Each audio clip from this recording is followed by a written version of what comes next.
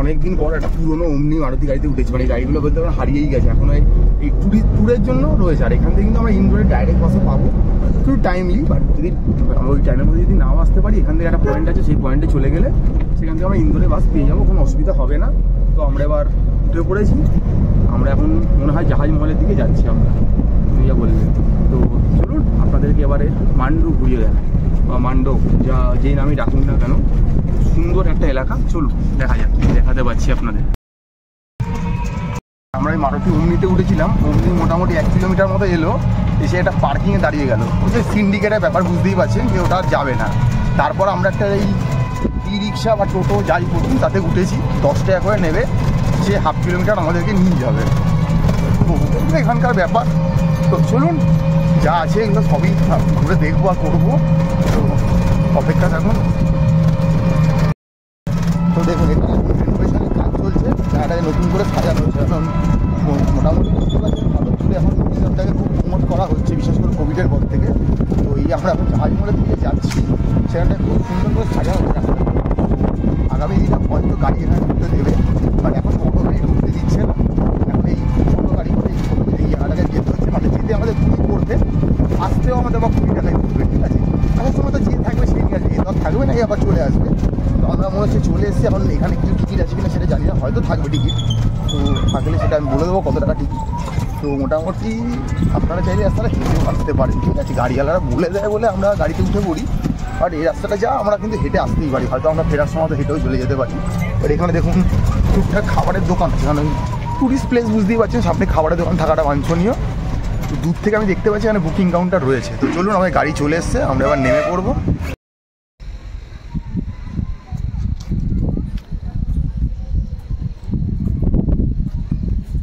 আমরা যে জায়গাটাতে রয়েছি এটা হচ্ছে মান্ডুর একটা বিখ্যাত টুরিস্ট স্পট, এটা হচ্ছে জাহাজ মহল, ঠিক আছে। তো আর এই যে একটা মানে জলাশয় আপনারা দেখতে পাচ্ছেন, এই রকম একটা পুরো জলাশয় অনেকটা জায়গা নিয়ে, দুটো জলাশয় নিয়ে পুরো একটা জায়গা। আর এই দুটো জলাশয়ের ওপরে বেসিক্যালি এই মহলটার আকৃতি যেহেতু জাহাজের মতো, তাই এটার নাম জাহাজ মহল আর কি। আর এই যে দুটো জলাশয় নিয়ে একটা বিশাল জলাশয়, একটার নাম কাপু আর একটা হচ্ছে মুলস সাগর। তো এই দুটোর ওপরে এই জাহাজ মহলটা দাঁড়িয়ে আছে। তো চলুন বাকিটা ভেতরে গিয়ে আমরা দেখবো।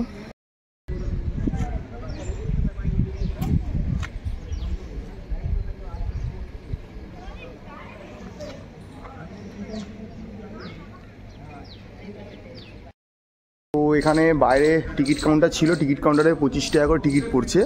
আর যদি আপনি অনলাইন একটা QR কোড দেওয়া আছে, আপনি যদি আটকে যান এখানে সিকিউরিটি আছে বললে করে দিচ্ছে, আপনার 5 টাকা করে ডিসকাউন্ট পড়ে। আমরা দুজনে টিকিট কাটলাম, 50 টাকা 40 পড়লো।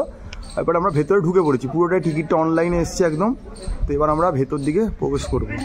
তো প্রত্যেক দিনই দেখছি প্রচুর লোকজন আসে এখানে, এখনও অনেকটা ভগ্ন প্রায় হয়েছে, বাট এখনও কিন্তু অস্তিত্ব কিন্তু এখনও বেঁচে আছে। তো চলুন ভেতরটা ঘুরবো, ভেতরে অনেকগুলো পয়েন্ট রয়েছে। তো দেখি আগে ঢুকি। আর আগেকার দিনে দেখুন দরজাগুলো কি সুন্দর করা ছিল।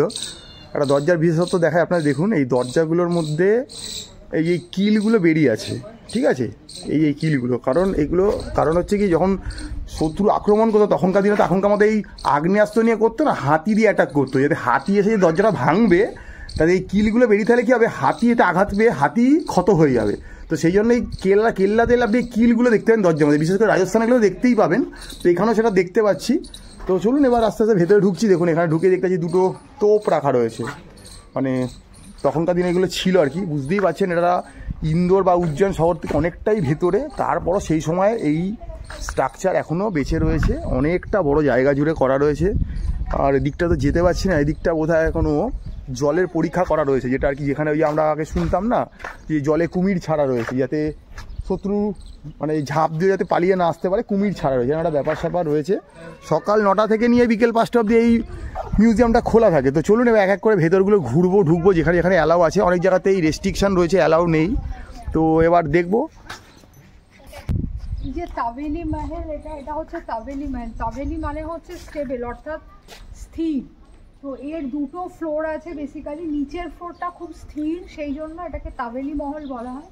আর ওপরের যে ফ্লোরটা, এখন এটা কনভার্ট হয়েছে মানে অন্য কাজকর্মর জন্য, অফিস পারপাস আর কি। আগে এই মহলটাতে আগে বেসিক্যালি রাজ কর্মচারীরা এখানে থাকতো। আচ্ছা আচ্ছা, তো দেখুন খুব সুন্দর করে গার্ডেন করে সাজানো রয়েছে, ফুলগুলোকে খুব একদম স্ট্রাকচারালভাবে কাটা হয়েছে। আর এখানে দেখুন ওই যে ম্যাডাম প্রথমে বললো যে দুটো জলাশয় রয়েছে, দুটো জলাশয়ের ওপরে এটা দাঁড়িয়েছে। নামগুলো যেন কী কী ছিল, কাপুর আর তো ওই যে ভেতরে বললো যে জলাশয়টা দাঁড়িয়ে, দুটো জলাশয়ের ওপরে এই মহলটা দাঁড়িয়ে, একটা হচ্ছে কাপুর, একটা হচ্ছে মুঞ্জ, এই একটা রয়েছে আর বাইরে একটা দেখালাম। আর দেখুন ভেতরটা পুরোটা কি সুন্দর সিনিক বিউটি। তো চলুন ভেতর দিকে ঢুকি, কী কী রয়েছে। এটা মিউজিয়াম, কিছু স্থাপত্য শিল্প রয়েছে, সেগুলো দেখা যাবে, চলো। তো ওই যে দেখতে পাচ্ছেন আর্কিওলজিক্যাল সার্ভে অফ ইন্ডিয়ার আন্ডারে রয়েছে, মানে প্রত্নতান্ত্রিক বিভাগের আন্ডারে রয়েছে এটা আর কি। সে সময় পাওয়া যাওয়া যে ভাঙা ধ্বংসাবশেষ যা যা পাওয়া গেছে সেগুলো সব এখানে রাখা রয়েছে। দেখুন সেই সময়কার পুজোগুলো দেখুন, হাড়ি বা পুজো যাই বলুন। তো সব তো একদম ধরে ধরে দেখানো সম্ভব না, যতটা দেখানো যাচ্ছে আমরা দেখাচ্ছি আপনাদেরকে। দেখুন সেই সময় মান্ডবে পাওয়া অনেক স্থাপত্য, যেগুলো সেই সময়কার যে রাজবংশগুলো ছিল যারা এখানে রাজত্ব করেছে, সেই সময় রাজবংশের যা যা স্থাপত্য পাওয়া গেছে সেগুলো এখন আমাদের জন্য রেখে দেওয়া হয়েছে, যাতে আমরা একটু দেখে জানতে পারি সেই সময় কি কি স্থাপত্য শিল্পকলা ছিল। তো ম্যাক্সিমামটাই দেখতে পাচ্ছেন ভগ্ন, প্রায় অনেকটাই কিছু বোঝা যাচ্ছে না, একদমই আর কি মাটি খুঁড়ে প্রত্নতান্ত্রিকভাবে পাওয়া গেছে জিনিসগুলো। তারা ছোট্ট প্লেসের মধ্যে এগুলো রাখা রয়েছে। আর মানে লেখাগুলো ঠিকঠাক ধরুন এটা 12th সেঞ্চুরিতে পাওয়া গেছে, এই লেখাগুলো অনেকটা উঠে গেছে, 11th সেঞ্চুরিতে পাওয়া গেছে। তো অনেক রকম সেঞ্চুরি, বিভিন্ন সেঞ্চুরিতে পাওয়া গেছে, মানে সপ্তদশকে, অষ্টদশকে, ষোলদশ দশকে, পঞ্চদশ দশকে, বিভিন্ন দশকে পাওয়া গেছে। তো সেগুলি আপনাদেরকে একটু তুলে দেখানোর চেষ্টা করছি। ম্যাক্সিমামই ভগ্ন প্রায় দেখুন, আর কিছু কিছু হয়তো একটু একটু বোঝা যাচ্ছে, এরকম একটা ব্যবস্থাপনা। তো এইখানে এলে আপনারা প্রথমেই এটা ঢুকেই দেখতে পাবেন যে এই মিউজিয়ামটা রয়েছে। যে এই তো আমরা যেটুকুন পারলাম আপনাদের দেখালাম চলার পথে।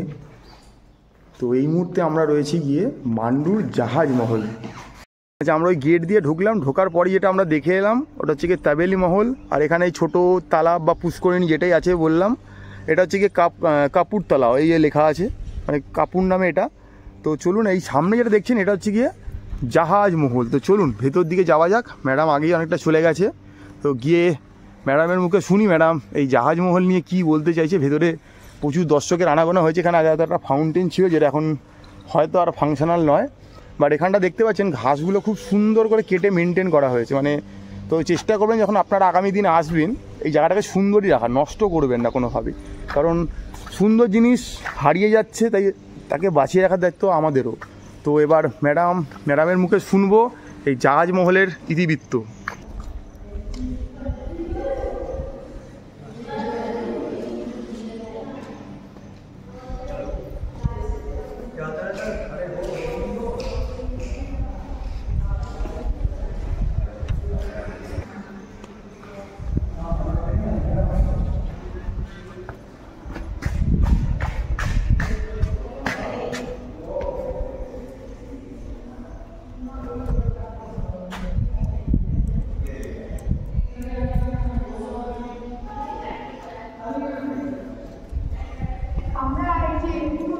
জায়গাটাতে রয়েছে এটা হচ্ছে মান্ডুর একটা খুব গুরুত্বপূর্ণ টুরিস্ট স্পট, সেটা হচ্ছে জাহাজ মহল।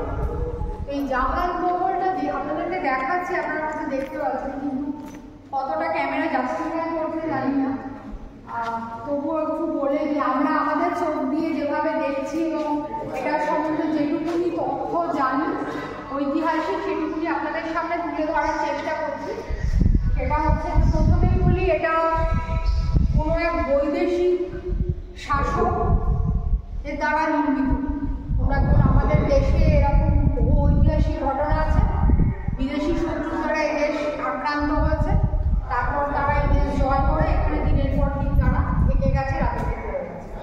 তো সেই কোনো এক বৈদেশিক শাসকের দ্বারা নির্মিত এই মহল, জাহাজ মহল, 15th সেঞ্চুরিতে মোহাম্মদ গিয়াসউদ্দিন বলে একজন সম্রাট, তিনি এই জাহাজ মহলটা তৈরি করেছিলেন। এবং ঐতিহাসিক যা ব্যাখ্যা, তার 15,000 রানী ছিল। 15,000 রানী থাকার বন্দোবস্ত হিসাবে এই মহলটাকে উনি তৈরি করেছেন। তো একটুখানি এটার আর্কিটেক্ট নিয়ে বলি, সেটা হচ্ছে যে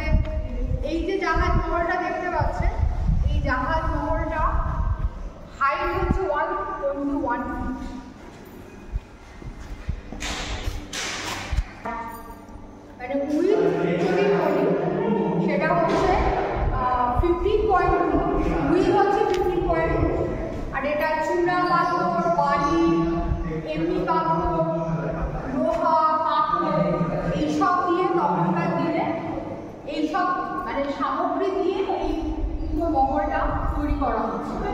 আর এই মহলটার প্রধানত দুটো স্তর, একটা যে স্তরটাতে আমরা রয়েছি আর একটা হচ্ছে নিচে আর একটা স্তর, যদিও সেটা এখন আর মানে অ্যাক্সেসেবল নয়, সাধারণ ভিজিটারকে সেটা যেতে দেয় না। তো দুটো স্তরের প্রধান বৈশিষ্ট্য সেটা হচ্ছে দুটো স্তরের মধ্যে বিশাল বিশাল আকৃতি মানে আপনার চান করার জন্য, রানীদের চান করার জন্য জলের সরবরাহ করা হচ্ছে। এত বড় বড় জল সরবরাহ যে সেগুলোতে প্রায় 30,000 লিটার করে জল তখনকার। আর এই যে ছাদটা যেটা আছে, এই ছাদটার প্রায় লম্বা হচ্ছে 64 মিটার আর উইথ হচ্ছে 14 মিটার ছাদটা। আর ওই যেটা, আর এইটা বেসিক্যালি আবার আপনাদেরকে বলছি যে এই এত সুন্দর এই যে মহলটা, জাহাজ মহলটা, মানে এটা ওই কাপুর আর মুজ দুটো জলাশয়, মুজ সাগর, কাপুর আর মুজ সাগর দুটো জলাশয়ের ওপরে এমনভাবে এটা তৈরি করা হয়েছে এই মানে প্যালেসটাকে, মানে জাহাজ মহলটাকে, মানে দেখতে মনে হবে যেন একটা বিশাল কোনো সমুদ্রের ওপর একটা ভাসমান জাহাজ দাঁড়িয়ে রয়েছে, এরকম দেখে মনে হবে। আর বিশেষ করে এবং এই জাহাজটা চারিদিকে প্রচুর পেন্টেড আরো ছবি ছিল, নানা রকম আরো ছবি ছিল, সেটা কালের গর্ভমুদিনে আজ এটা প্রায় ধ্বংসপ্রাপ্ত অবস্থা। সেগুলো আজকে আমরা নিজেরাও দেখতে পাচ্ছি না, তাই আপনাদেরকেও দেখাতে পারছি না। আর আরো ভালোভাবে যদি বলা যায়, মানে এই মান্টুতে বিশেষ করে আসার উপযুক্ত সময় হচ্ছে একদম বর্ষাকাল। আর ভরা বর্ষায় যদি আসা হয় তাহলে তার মানে এক মনোরম দৃশ্য উপভোগ করা যায়। এই হচ্ছে জাহাজ মহল। আর মানে এর চারদিকে রয়েছে খুব সুন্দরভাবে গার্ডেনটা মেনটেন করা রয়েছে। আর জাহাজ মহল যেটা বললাম আপনাদেরকে, এবং এর যে সিঁড়িগুলো ছিল, যে নিচের যে ফ্লোর থেকে উপরে ওঠার যে সিঁড়িগুলো, সেই সিঁড়িগুলো খুব সুন্দর করে মানে কারুকার্য করা, সুন্দর করে রং করা। তো আমরা তো নিচের ফ্লোর থেকে ওপর ফ্লোরে আসতে পারবো, নিচের ফ্লোরটা অ্যাক্সেসেবল না, তাই আপনাদেরকে সেটা দেখাতে পারছি না। দেখাতে পারলে হয়তো আরো বেশি ভালো লাগবে। এই যে দেখুন, এই যে জলাশয়টা, একটা কাপুর আর একটা হচ্ছে মুজ সাগর, তার ওপরে পুরো এই বিশাল মহলটা এমনভাবে দাঁড়িয়ে আছে যেন দেখে মনে হবে একটা বিশাল সমুদ্রের ওপর বা সাগরের ওপর জাহাজ দাঁড়িয়ে থাকলে যেমন দেখতে লাগে, হয়তো সেরকম দেখতে লাগবে। হয়তো যদি এটা কোনো কেউ ড্রোন পিকচার নেয় তাহলে হয়তো সেই জিনিসটা দেখতে পাবে। আমাদের সেই মানে এই মুহূর্তে সেই ক্যাপাসিটি নেই, তাই আমরা সেই পিকচারটা আমাদের সামনে তুলে ধরতে পারছি না। আর এই দিকে এই জাহাজ মহলের একটা ধ্বংসাবশেষ অংশ আপনারা অলরেডি দেখলেন, এখানটাতে রয়েছে। তো অসাধারণ, মানে মহলের সৌন্দর্য অসাধারণ।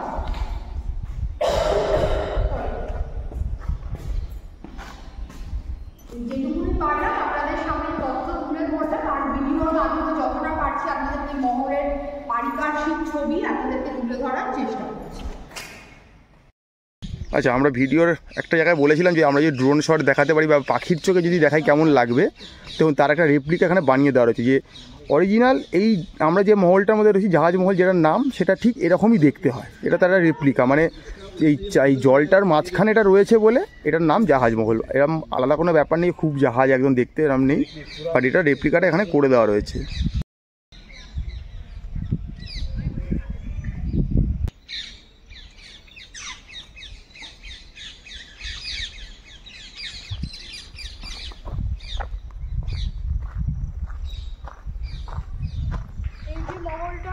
আমরা এখানে দাঁড়িয়ে, এটা হচ্ছে একটা আলাদা মহল, মানে এই জাহাজ মহলেরই মধ্যে, এই অঞ্চলের মধ্যেই রয়েছে। তো এটার নাম হচ্ছে হিন্দোলা মহল। তো হিন্দোলা কথাটার মানে শব্দটার মধ্যেই হয়তো মানেটা লুকিয়ে রয়েছে, মানে যেটা সুইং করা, অর্থাৎ দোদুল্যমান যেটা, সেটাকে হিন্দোলা বলা হয়। তো বেসিক্যালি ভালো করে যদি আপনারা এই প্যালেসটা দেখেন, দেখবেন দুদিক থেকে যে দেওয়ালটা এইরকম স্ট্রাকচারে রয়েছে, দুদিক থেকে হেলানো রয়েছে এবং ভাসমান দোদুল্যমান অবস্থায় রয়েছে, তাই জন্য এটার নাম হিন্দোলা প্যালেস। আর এটার বেসিক্যালি দুটো স্তর রয়েছে, অর্থাৎ নিচে একটা স্তর, ওপরে একটা স্তর। এই নিচের যে স্তরটা, এখানটাতে সাধারণ মানুষজনের দরবার বসতো, আর একদম ওপরের যে মহলটা সেইটা হচ্ছে মহিলাদের জন্য সুরক্ষিত ছিল, অর্থাৎ ওপর থেকে মহিলারা বাইরের অনেক জিনিস বাইরের কার্যকলাপ সে সমস্ত কিছু তারা নজর রাখতেন বা দেখতেন।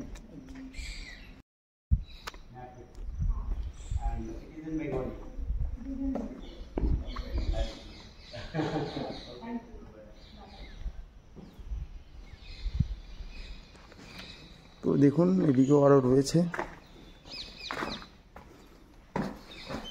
শেষ নেই বলতে পারেন, ভগ্ন প্রায় হলো। এই যে এখনো অবশিষ্ট রয়েছে এটা দেখার মতো। এখানে দেখুন এখানটাও খুব সুন্দর দেখতে লাগবে, মানে উপরে যাওয়ার রাস্তাগুলো বন্ধ, তাই না হলে এটাও একটা সেই দেখতে, যার জন্যই আর্কোলজিক্যাল সার্ভে অফ ইন্ডিয়ার আন্ডারে পুরোটা রয়েছে।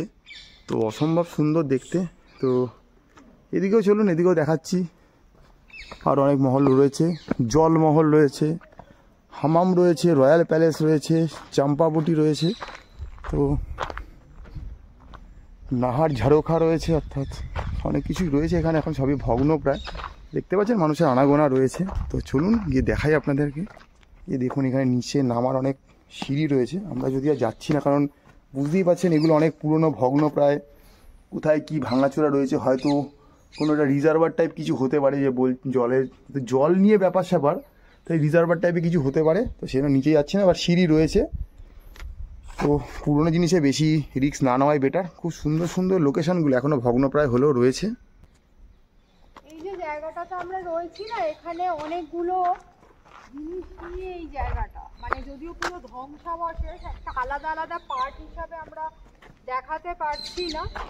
এই ভেতরটাতে যেমন আছে চম্পা বাউরি আছে, তারপরে রাজার নিজস্ব রানী বা রাজার থাকার আলাদা করে ব্যবস্থা রয়েছে, এছাড়া স্নানাগার আছে, এইসব বিভিন্ন জায়গা রয়েছে। তো চম্পা বাউরি যে কথাটা, মানে বাউরি শব্দটা এই সেই 15th সেঞ্চুরিতে তৈরি হয়েছিল হয়তো সেই সময়কার।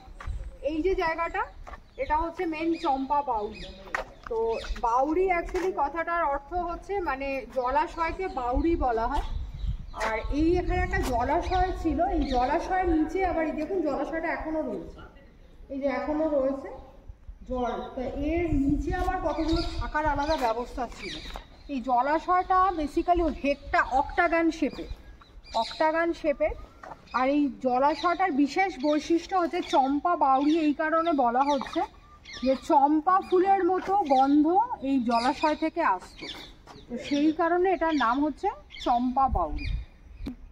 এটা হচ্ছে শাহী পরিসর। এই যে জায়গাটা আপনারা দেখতে পাচ্ছেন, এটা হচ্ছে শাহী পরিসর, অর্থাৎ এইখানটাতে রাজা রানী তারা বিশেষভাবে তাদের শাহী মানে থাকার এবং শাহী নানা রকম মানে ট্রিটমেন্ট, যাকে বলে রয়্যাল ট্রিটমেন্ট, তার নানা রকম ব্যবস্থা করা হতো। এবং এই যে মানে বেসমেন্ট যেটা রয়েছে, যেটা আমরা অলরেডি দেখতে পাচ্ছি, এবং তার তলা থেকেও আরও কিছু বেসমেন্ট মানে আন্ডারগ্রাউন্ড কিছু থাকার জায়গা ছিল, যেগুলো হচ্ছে যে চম্পা বাউরি বলে যে মানে একটা যে জলাশয় রয়েছে সেই জায়গাটার সাথে পুরো কানেক্টেড। এবং এটা এমনভাবে তৈরি যে মানে রাজা রানী যেহেতু মানে শাহী পরিবারের লোকজন নানা রকমভাবে রাজকীয়, তাদেরকে নানা রকম মানে তাদের থাকার ব্যবস্থা এবং রাজকীয়ভাবে তাদের নানা রকম ট্রিটমেন্ট করা হয়, সেরকম পরিষেবা দেওয়া হয়। এক কথা বলা হয় রাজকীয় পরিষেবার নানা রকম বন্দোবস্ত ছিল।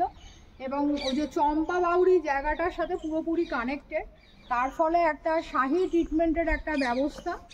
আর রাজা এবং রানী, এবং সেই জায়গাটা এমনভাবে শুধু ওই যে চম্পা বাউরির সাথে কানেক্টেড বলে তার একটা আলাদা সৌন্দর্যের একটা আলাদা ফিলিং পাওয়া যেত। এবং আরও বড় কথা যেটা, সেটা হচ্ছে যেহেতু জলাশয়ের সাথে পুরো নিচের আন্ডারগ্রাউন্ডের থাকার যে ঘরগুলো পুরো কানেক্টেড, ওয়েল কানেক্টেড ছিল, সেই কারণে জায়গাগুলো খুব ঠান্ডা শীতল ছিল। মানে তখনকার দিনে তো আর এসি টেসির ব্যবস্থা ছিল না, আর তখন গ্লোবাল ওয়ার্মিংও ছিল না, কিন্তু গরমকাল, শীতকাল, ঠান্ডা এইসব বিভিন্ন ব্যাপারগুলো ছিল, শীত, গ্রীষ্ম, বর্ষা। তো সেই সময় মানুষের যখন গরম লাগতো, যেহেতু রাজা রানী তাদের যাতে গরম না পায়, কষ্ট যাতে তাদের না হয়, সেই কারণে এরকম এমনভাবেই তৈরি করা ছিল যে শাহী মহলের সাথে এই জলাশয়ের যে সেখান থেকে সেই জলের ধারা এমনভাবে তা প্রবাহিত হতো যাতে রাজা রানীর কোনো কষ্ট না হয়, তারা বেশ শীতলতা অনুভব করতে পারে। সেই কারণে এটাই হচ্ছে সেই শাহী জায়গাটা। তো এই পুরনো প্রত্নতাত্ত্বিক যে জিনিসগুলো হয় আর কি, পুরনো দিনের কেল্লা বলুন, এগুলো দেখতে এতটাই ভালো লাগে যে ভাঙার পরও যেন মনে হয় আরও ভেতরে যাই। তো মোটামুটি যতটা পারছি মানে যতটা অ্যাক্সেস করার মতো অবস্থায় রয়েছে সেগুলো যাওয়ার চেষ্টা করছি, কারণ অনেক জায়গাতেই জরাজীর্ণ শ্যাওলা পড়ে গেছে, যেখানে যাওয়ার খুব একটা রিস্ক দেখাচ্ছি না, কারণ বিপদ আপদ তার বলে আসে না যখন তখন। তো যত যা দেখাতে পারছি সবটাই দেখানোর চেষ্টা করছি। এখানে কী কী ছিল অনেক জায়গায় দেখুন অ্যাক্সেস করা যাবে না, লক করে দেওয়া রয়েছে। এগুলো অনেকটাই দেখুন ভগ্নপ্রায় প্রাস এই বৃষ্টি বা প্রকৃতির কারণে আর কি আরও ক্ষয়ে যাচ্ছে। তো যতটা পারলাম আপনার দেখিয়ে দিলাম। তো চলুন চলাপথে যদি আরও কিছু পাই আপনাদের দেখিয়ে দেবো। অনেক মানুষই এসছে এখানে মোটামুটি। তো মান্ডুর একটা খুব মানে পপুলার মানে ট্যুরিস্ট প্লেস বলতেই পারেন, বাট কিন্তু লোক আসে কম। পপুলার কিন্তু আসে কম, মানে এর ইতিহাস রয়েছে। বাট মান্ডু যে জন্য বিখ্যাত সেটাও আমরা দেখাবো আপনাদেরকে। বাট এই মুহূর্তে আমরা রয়েছি মান্ডুর জাহাজ মহলে। তো চলুন জাহাজ মহলে আর যদি কিছু থাকে আপনার সেটা দেখিয়ে দেবো, দিয়ে আমরা এর পরবর্তী যে গন্তব্য সেখানে চলে যাব। জাহাজ মহলের ইতিহাস শুনলেন, এবার উপরে যাব অনেকটা সিঁড়ি ভেঙে। তো দেখি কি রয়েছে।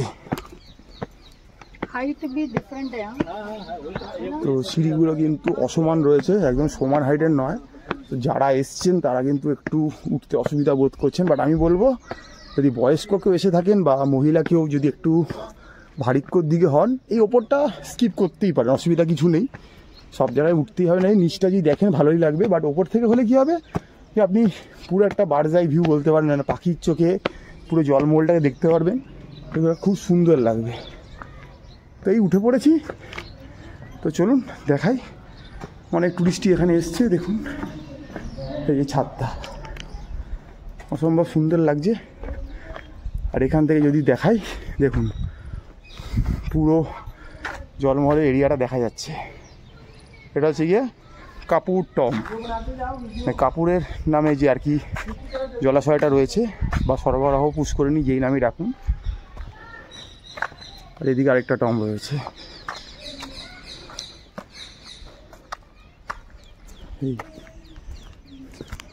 এই ওপর থেকে দেখতে পাচ্ছি এই সরোবরটাতে প্রচুর মাছ রয়েছে। আপনারা কতটা দেখতে পাচ্ছেন আমি জানি না। তো প্রচুর মাছ রয়েছে, ওখান থেকে দেখা যাচ্ছে। যদিও খুব একটা যে পরিষ্কার করা হয় সেটা তো দেখে বোঝা যাচ্ছে যে পরিষ্কার হয় না। ওখানেও যাওয়ার অনেক ব্যবস্থা রয়েছে, ওইখান দিয়ে এই ভাঙা জায়গা দিয়ে আপনারা ঘুরে ঘুরে মাঝখানটা যদি যেতে পারেন, যদিও পুরোটাই ভগ্ন প্রায়। মানে এগুলো ঘুরতে গেলে হাতে আপনাকে একটু সময় নিয়ে আসতে হবে, কারণ আগেকার দিনে রাজাদের জিনিসপত্র বুঝতেই পাচ্ছেন অনেকটা জায়গা জুড়ে করা হতো। এখনকার মতো মানুষের মতো আর নিউক্লিয়াস তো ব্যাপার ছিল না, তাদের সৌর্যের প্রতীক হিসেবে তারা অনেকটা জায়গা জুড়ে থাকতো। তো বুঝতেই পারছেন এখানেও দেখুন ওপর থেকে ওই যে বললো রানীদের দেখার ব্যবস্থাপনা থাকতো, রানীরা যেহেতু বাইরে বেরোতে পারতো না, এখান থেকে যেন অনেক দূর দূরান্তের সৌন্দর্য দেখতে পায়। তো ওইখানটা যাওয়ার আছে, কিন্তু ভগ্ন পায় পুরোটা, আগে থেকেই বলে দিচ্ছি। এই দিকগুলো আমরা ঘুরে এলাম, ওই দিকগুলোই দেখালাম, ওখানে রয়্যাল যে ট্রিটমেন্টগুলো হতো সেটা। বাট ওখান থেকে ভেতর দিয়ে ওখানে যাওয়ার ব্যবস্থা আছে, যাওয়া যায় কিনা জানি না। এখানেও দেখুন খুব সুন্দর করে এই গম্বুজগুলো করা রয়েছে। আর এদিক থেকেও এদিকের এই পুষ্করিণী বা তালাওটা দেখা যাচ্ছে, কাপুর তালাওটা। ওদিকটা তো যাওয়ার খুব একটা রাস্তা পেলাম না, বন্ধই দেখলাম। তো এখানে কিন্তু রাত্রিবেলা লাইট অ্যান্ড সাউন্ড শো হয়, সেটা কোথায় এখন অবধি দেখতে পাইনি, দেখতে পেলে বলবো আপনাদের। বাট ওটার জন্য আলাদা চার্জ রয়েছে, ওটা সন্ধ্যের পরই কিন্তু হয়। তো আসুন এই জায়গাটা আপনাদের দেখিয়ে দিই। এখানটা বোধহয় কোনো ফাউন্টেনের ব্যাপার ট্যাপার ছিল। বাইরে গাইড পাওয়া যায়, আপনারা চাইলে গাইড নিতেই পারেন, বাট আমরা কোনো গাইড নিই না, হয়তো একটু গুগলের সাহায্য নিয়ে থাকি আমরা, নিয়ে আমরা এগুলো করি। তো দেখুন এখানের এই যে এটা কিন্তু আলপনা ভাববেন না, এখানে জলেরই প্রবাহ হওয়ার কোনো একটা ব্যাপার ছিল। এই জলটা এখান থেকে প্রবাহ হয়ে কিছু একটা তৈরি হতো। আর এখানেও বোধহয় চানেরই কোনো ব্যবস্থাপনা ছিল হয়তো, যে ওই সিঁড়ি দিয়ে নিচে নেমে আর কি, মানে এটা এখনকার দিনে সুইমিং পুল বলতে পারেন, তখনকার দিনে চানের একটা জায়গা ছিল। তো এইসবই রয়েছে। তো চলুন একটু দেখে নিই। এখান থেকে ঘাসগুলো দেখতে কি লাগছে, পুরো জায়গাটা মেনটেন করে রাখা রয়েছে এখানে। তো আগামী দিনে যদি আসেন জায়গাটা দেখবেন এবং সৌন্দর্য বজায় রাখার চেষ্টা করবেন, নোংরা করবেন না। আর এই দেখুন এখানেও একটা সেই ব্যাপার রয়েছে, যেটা উপর থেকে দেখতে আপনার এতটাই ভালো লাগবে, নিচে গেলে হয়তো এগুলো আপনার দেখতে পারে ভালো লাগবে না। প্রত্যেকটাই কিন্তু স্নানের জায়গা, যদি জাহাজ মহল বলছে, মানে সব কিছু জল সংক্রান্ত, মানে জলটাকে এমনভাবে প্রাসিং করানো হতো যেটাতে আর কি এগুলো একটা ছোটো ছোটো সুইমিং পুলের মতো আকার ধারণ করতে হতো সেই সময়, মানে ইন হাউস সুইমিং পুল বলবো আর কি, এটা একটা ব্যাপার। তো সেগুলোই আর কি রয়েছে। তো এই ছিল আমাদের মান্ডুতে এসে জাহাজ মহলের ইতিহাস বৃত্তান্ত। সঙ্গে থাকুন, দেখতে থাকুন, ম্যাপেল চ্যানেলটা লাইক করুন, সাবস্ক্রাইব করুন, সবার মধ্যে শেয়ার করে দিন। আগামী দিন যারা আপনারা আসতে পারেন তার জন্য এই ভিডিওগুলো আমরা তুলে ধরছি আপনাদের সামনে। তো যতটা পারলাম তুলে দেখানোর চেষ্টা করলাম।